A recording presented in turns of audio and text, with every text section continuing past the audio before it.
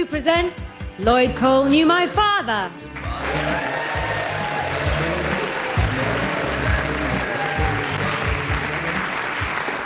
Hello, nice to be back in Cleveland. My name is Andrew Collins. My name is Stuart Maconie. And my name is David Quantick, and welcome to Lloyd Cole Knew My Father, the radio equivalent of a handsome CD box set overview of rock history. This is disc 4, which is sort of the equivalent of the CD with the unreleased live recordings and the demos the band did before they were famous, and when they were called Mr. Squiddington. And we've got real-life actress Amelia Bulmore on backing vocals. Backing vocals. I once accidentally hijacked a minibus in Los Angeles with some members of the beautiful South. I was once stranded in the middle of Germany in a broken-down transit van in the middle of the night with grunge band Soundgarden. To break the awkward silence, after a few hours, the photographer, Derek Ridgers, said, "So, you come from Seattle, do you? Is it nice there, then?" Which is why he was the photographer and I was the journalist. And I gave the band Pop Will Eat Itself their name. Pop Will Eat Itself. Oh, and the Pet Shop Boys used to call me Daisy. After a character in a book, they said. This week, our specialist subject within rock is stars. Stars are stars and they shine so hard, said Echo and the Bunnymen. I'm going to make you a star, boasted David Essex. Stars on 45 keep on turning in your mind, said Stars on 45. Because stars are what rock is all about. But Dame Fame is a fickle mistress, as this anecdote proves. When the goofy 60s beat poppers Herman's Hermits made their first trip to America, the American record company needed to get in touch with the singer, Peter Noon, in a hurry, and so they paged him at JFK Airport. And so when Peter, giddy with expectation and drunk with his own fame, landed in America, the first words he heard were, "Paging Mr. No One. Paging Mr. No One." You see, in many ways, that's a metaphor for the relationship between the rock journalist and the celebrity. We are all, in a sense, paging Mr. No One. But in many ways, it's just a quite funny story about one of Herman's Hermits. There are, in fact, many kinds of stars. The little silver stars that people send you in the post if they're indie girls. Indie girls who think that pretending to be 5 all your life and wearing a hair clip in the shape of a pony and listening to bands called Belle and Sebastian. Or, "Daddy, give me a piggyback ride," is a smart thing to do. But the stars we're talking about are entirely different. That's right. We're talking about recording artists who have achieved a level of fame so immense that we can only compare them to the white-hot suns which dot the very firmament. And Will Young. And H from Steps. And DJ Rude from So Solid Crew. Actually, why do we compare people to stars? Huge, boiling balls of gas who seem very far away to us. Well, that's Robbie Williams, isn't it? Yeah, actually, NASA actually tried to land on Robbie Williams. But they couldn't, so they faked it. You can tell by the shadows. What, Cliff Richard and the Shadows? No. No. OK, there are two kinds of star. Pop star and rock star. These are very different and must on no account be mixed up. Pop stars have short careers, don't write their own songs, and are dressed by a mad gay man called a stylist. Rock stars go on forever, a bit like Last of the Summer Wine. Hi, Keith, how you doing? Hey, I'm Reed Gradley, Mick, man. Oh, what shall we do today to while away another quiet afternoon on the Yorkshire Dales? Record another Unwanted Stones album? Plan another world tour sponsored by Amex Gold and British Nuclear Fuels? Or just have some more babies out of wedlock? Yeah, I've got a better idea, man. Let's invent a crazy flying machine out of an old tin bath and a pair of braces, and then we could get Charlie to test it near that river. Why do I always have to test it? I'm getting sick of this. And the groupies aren't what they used to be either. Get your dirty great wellies off my step, Charlie Watts, before I give you a right walloping with me broom. No matter how raddled, redundant and forgetful rock stars become, at least they still write their own songs. Unlike pop stars. But pop stars are happy people. They're young, they're not very bright, they like smiling, they can be easily confused with, say, simpletons or village idiots. Which is why we've compiled this very easy cut-out-and-keep guide to telling the difference between a pop star and a village idiot. That's right. And in a stroke of typecasting so brilliant it makes my jaw rest agape on my chest. While Amelia will play the pop star, Dave will play the village idiot. It's the accent, isn't it? Lima, you pronounce the letter R properly, and people think you drink the rainwater off of rose bushes. Shut up, Jethro. Here's the Collins, Maconie and Quantick guide to telling the difference between a pop star and a village idiot. Number 1, interview technique. I just love being in a pop group. I love singing and rehearsals and learning my dance moves. I like drinking the rainwater off of rose bushes. Number 2, dress sense. I've got these new Nikes that aren't even out yet in the UK, and this dress is a one-off Versace and these sunglasses are police. The way I look is very important. My smock says potatoes on the front. Only backwards. Number 3, friends. Last night we went to the Atlantic Bar and everyone in the world was there. Kate Moss and Anna Friel and Liam Prodigy and Liam Oasis and Nicole Appleton and Natalie Appleton. Those two are so alike, they could be sisters. I seen a pig once.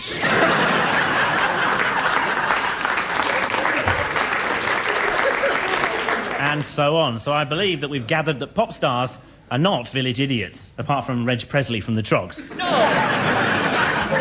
Reg Presley is a rock star. And that brings us neatly to our second category, rock stars. Now, rock stars are extraordinary figures. In most jobs, say teaching, personality traits like alcoholism, substance abuse, complete lack of punctuality, and the belief that saying, wow, man, is some sort of Wildian blizzard of wit would be unacceptable. In rock, all these things are de rigueur. Yes, all rock stars have certain things in common. One is the look, favoured by everyone from Keith Richards and Steve Tyler of Aerosmith to Bono from U2 and Dave Garn out of Depeche Mode. The rock star look is a simple one. A thin, wasted torso, dressed in a mixture of leather and bits of mum's old curtains. At no point must anything practical be worn, no matter how cold the weather. Rock stars don't wear woolens. You don't see David Bowie in a jumper. You wouldn't catch Lemmy in a cagoule. You never see Shania Twain in a lab coat. I do. Sorry, rock stars defy sense. They never have pockets. As a result, they never have keys. As a result of never having keys, they have to break into whatever building they're supposed to be living in. Rock stars alter their environment. The lamps in Keith Richards' hotel suite are always draped in lacy kerchiefs to create a louche ambiance. As a result, Keith Richards' hotel suites are always catching fire. And he can't get out because he doesn't have a key, because he doesn't have pockets. So he pours a bottle of Jack Daniels over the flames, which only makes them worse. And so he has to sit in a bath full of water until Ron Wood mistakes Keith's room for his and breaks the door down. That's what I heard, anyway.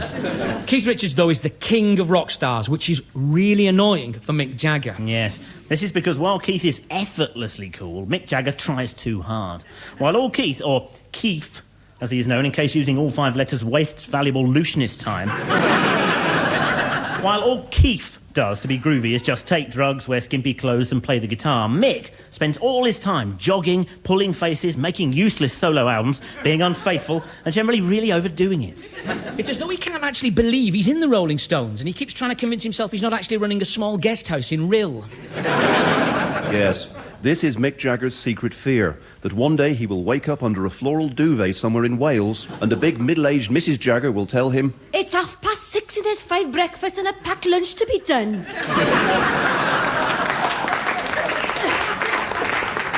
Another rock star who has to work at being cool is Bono from 80s band U2.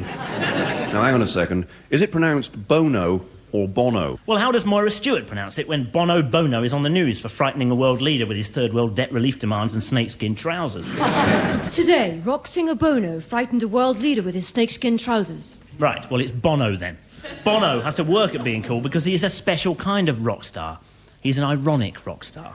You can tell the ironic ones because A, they wear wraparound shades and little plastic devil horns, and B, they're not very good at it. You can be an ironic rock star, but you couldn't be, say, an ironic roofer who would come round your house, claim he's fixed your roof when he hasn't, and then say, while making little speech marks in the air with his fingers, "I've fixed your roof." But Bono leads us into another area of rock staritude, the name change. Because Bono's name isn't actually Bono. Bet you didn't know that. Nor, amazingly, is the Edge's real name. No, Bono and the Edge, oddly in real life, are both called Paul, which is crap. But, as Ian Hunter sang in The Ballad of Mott, I changed my name in search of fame. I changed my name in search of fame to find the... David Bowie used to be called David Jones until the Monkees came along with their token Brit, the ex-Coronation Street actor Davy Jones, and so he changed it to David Bowie to avoid confusion. Now, it's been 35 years since the Monkees had a hit. Do you think Bowie might change it back to David Jones again now? But no, he's obviously still terrified. One night he'll be there singing Ziggy Stardust and a woman in the audience will go, This isn't the Monkees. We want our money back. why doesn't he just release a record called Hey Hey, We're Not the Monkees? But does it stop there? No. Rock stars who give themselves funny names seem intent on giving their children even funnier names. Frank Zappa's daughter is called Moon Unit. Paul Anker's son is called Hugh. David Bowie had a son and named him Zoe, which is rum on 2 counts. 1, it's a girl's name, and 2, it rhymes with Bowie. Although not if you pronounce Bowie like Moira Stuart does. There is a third category of stars. Some stars are divas, which is Italian for mad. No, it isn't. They might be. I'll go and look it up. Divas, though, tend to be picky. They're generally women, unless they're Elton John or David McAlmont, out of McAlmont and His Butler. And they're very rarely members of indie guitar bands. That's right. You wouldn't get Fran Healy from Travis saying this. I want 1,000 puppies and I want them in a little basket in my dressing room. Or this. Why don't these curtains match my toenails? Andrew normally says something here, but he seems to be mucking about with this door. Andrew, we're doing English, not metalwork.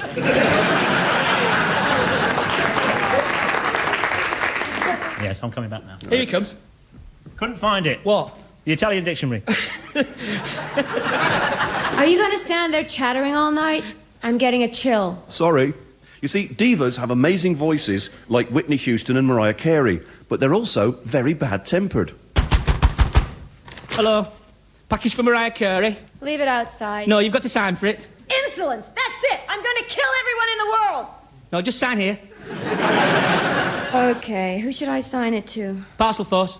Love and kisses, Mariah Carey. Lovely, there you go. 1,003 puppies. 1,003? Take them away!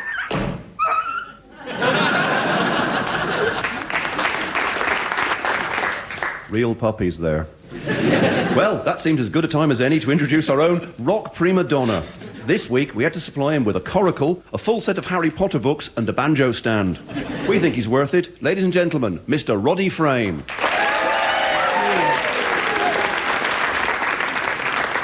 Thank you very much. This is called Down the Dip. Thank you.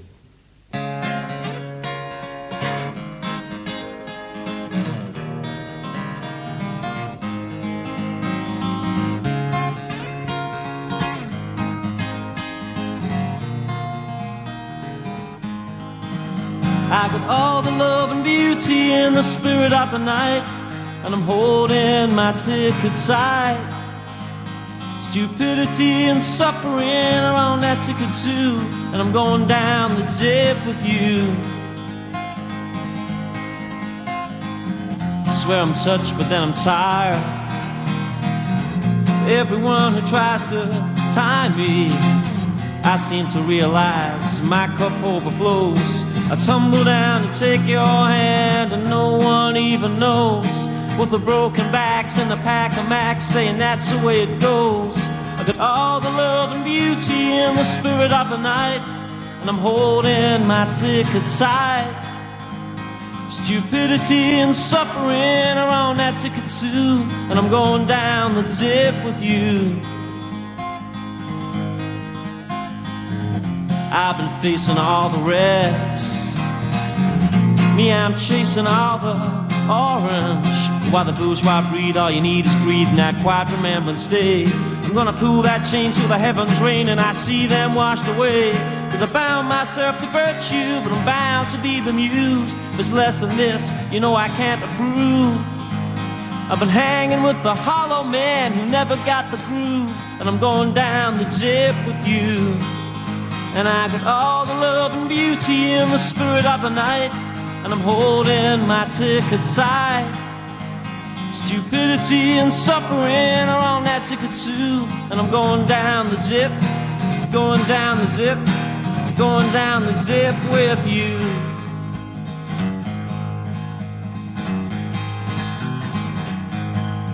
And if my thought dreams could be seen, they'd put my head in a guillotine. But that's alright, Ma, it's life and life only.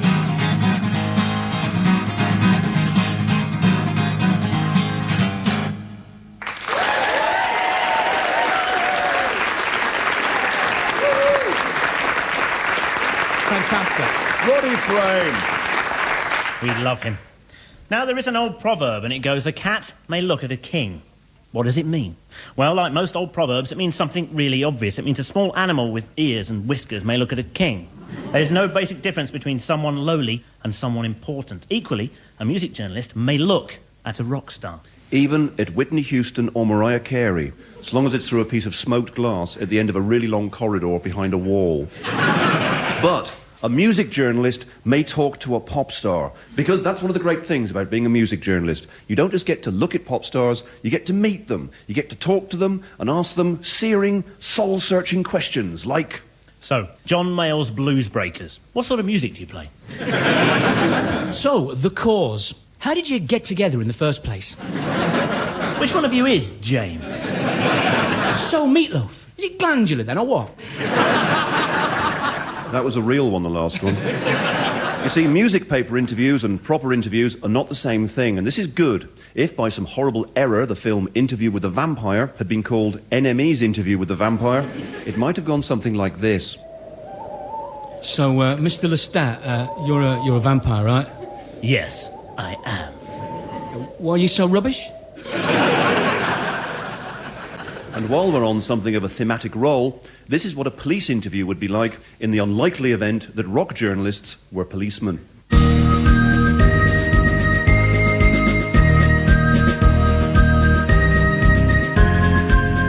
Interview commences at 4:30 p.m. Officers present, PC Quantick and DC Bulmore. Right, Sonny. Can you confirm that you are Chris out of Mercury-nominated band Coldplay? Yeah, who wants to know, copper? No need to get narky, lad. Oh, come on, Sonny. We're all friends here. Cigarette? Yeah, I'm in Coldplay. What of it, Flatfoot? All right, we're getting somewhere. What are your influences? Come off it, plodder, I don't have to tell you that. What have you been listening to, Nick Drake?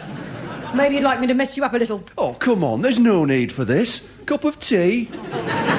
Nap off, Fuzz. I know my rights. I've had enough of your lip now. Tell me, where did you get your crazy name? Well, it's a combination of the evocative word cold and... no, you're not going to get round me like that. I want to see a lawyer. Oh, do ya?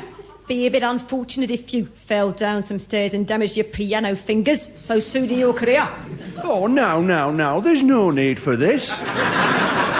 Who'd like an orange mocha frappuccino? Come on, Sonny. What are your influences? Is it true you're hoping to work with Stephen Street on some remixes? Answer the question. All right, copper, lay off. I'll admit it. I'm a jumped-up toff with a second-hand grab bag of third-rate rock and folk influences and a boring name.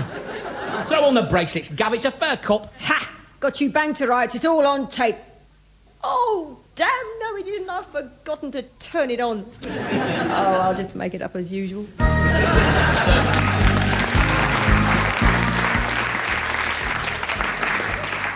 So you're an intrepid music journalist, crisscrossing the globe in search of a scoop, albeit accompanied at all times by a representative of the record company who will buy you breakfast, lunch, dinner and some crisps, order cabs for you and make sure you're at the right gate at the airport and have plenty of warm clothes and a packed lunch for the journey.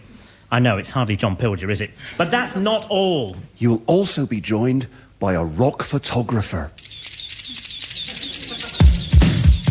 Rock photographers are like rock journalists, except they take photos and they don't write anything. They're all incredibly rich. They drive huge Lamborghinis. They own millions of cameras and tripods and stuff. They do all of U2 and R.E.M's album sleeves. They walk around wearing great hats made of rubies.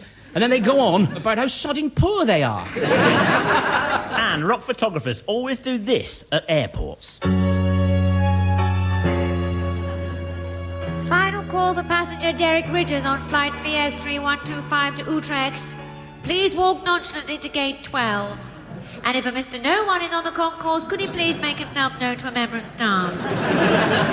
Can I have your bag, please, sir? We must x-ray it. No way, you're not putting my bag through that machine. Oh, but all bags have to go through, sir. Ah, but not this bag, because it contains undeveloped rolls of film.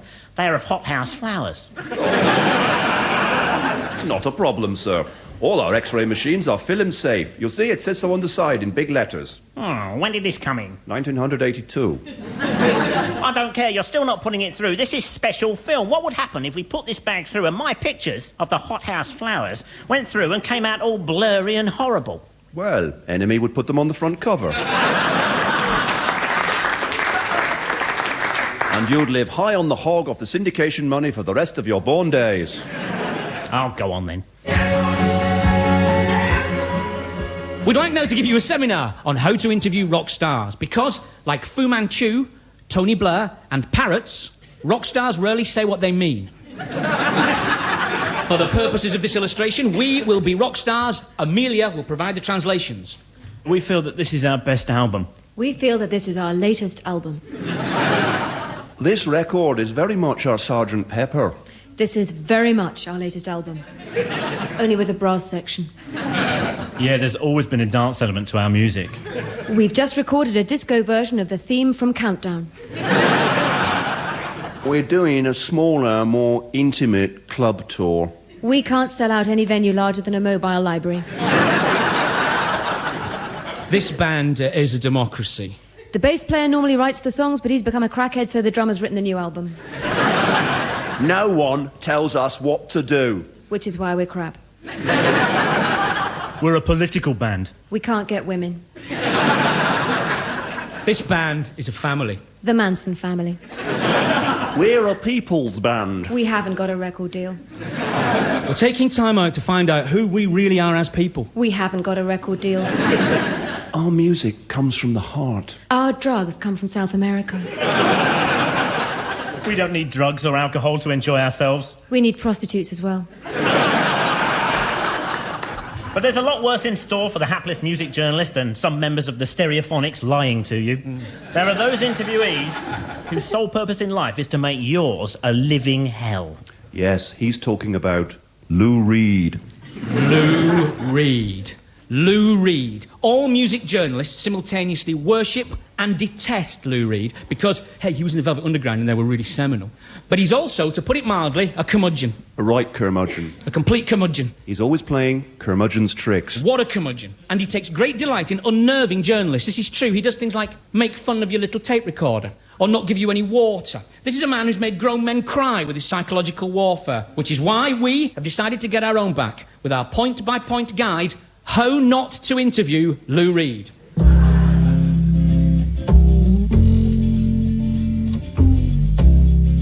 Number 1, correct him. He loves that.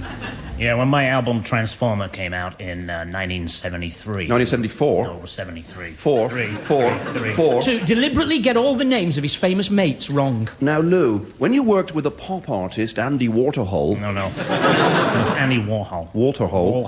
When he mentions a song, sing it. When I first wrote Perfect Day, my intention... Oh, it's such a perfect day. I'm glad I spent it with Lou. Become irrationally emotional at one of his answers. Of course, our drummer, Mo Tucker, used to stand up when we played gigs, and she... Poor Mo. Why didn't you give her a chair? Play some relaxing music for yourself on your Walkman. This is Phil Collins. He's really good. I could burn this for you. Pretend not to know any of his songs. Another key song for the Velvets was Sister Ray. Sister Ray. There's no such song. Take along your banjo and play him a song you've written.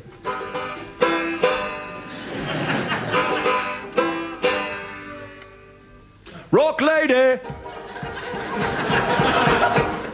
Rock lady! Rock lady!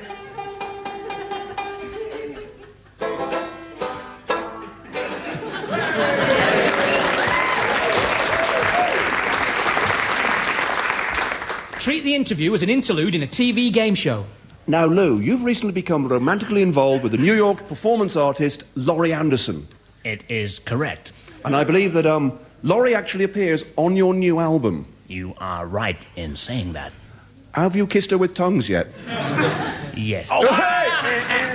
Oh, Lou, what a shame. And here's what you could have won. Yes, it's a lovely speedboat. If the interview's in Lou's hotel room, then lie on his bed, stroke his lovely hair, wear his complimentary shower cap, relieve yourself in his bathroom with the door open and shout your questions back through the door. Hey, Lou, is it true you take heroin? Take some heroin. Oh, God, sorry, did you want some? Only really have one question and keep coming back to it. This new album represents for me a mixture of avant-garde rock and avant-garde... Yes, but are you gay?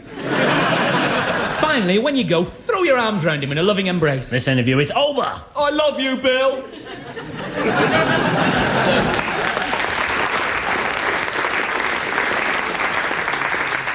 It was Andrew all the time, dressed as B.A. Robertson. We leave you now with this fine old rock anecdote. Bob Geldof goes to lunch with Van Morrison and Bob Dylan. It's a true story. A few years ago, Bob Geldof, the hero of Live Aid, was at home counting his beard when the phone rang.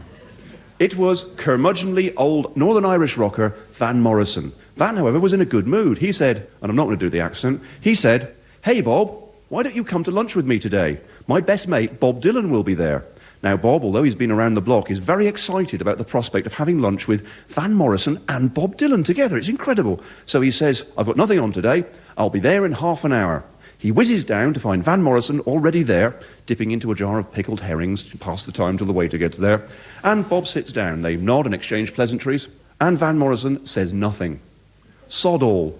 For the next half hour, they sit there in, hopefully, companionable silence, waiting, presumably, for Bob Dylan to turn up. After about 45 minutes of continuing Van Morrison silence and quiet, grumpy chewing, Bob Dylan walks in through the door. Again, pleasantries are exchanged. Bob sits down and then says nothing for 20 minutes. Nor does Van Morrison attempt to engage him in conversation. Bob picks up the menu after a while, studies it in the manner of a man who's never seen a menu before, and then says, "Well, I guess I'm not really hungry," gets up and leaves. Another half hour passes as Van sits there in stony silence. Then finally he gets up. He shakes hands with Bob Geldof and he says, "Old Bob was on good form today, wasn't he?"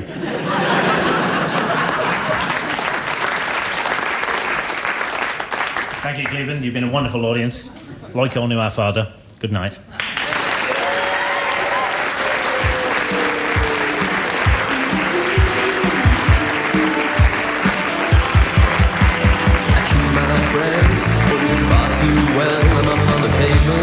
Lloyd Cole Knew My Father was written and performed by Andrew Collins, Stuart Maconie and David Quantick, with special guests Amelia Bulmore and Roddy Frame. The producer was Lucy Armitage.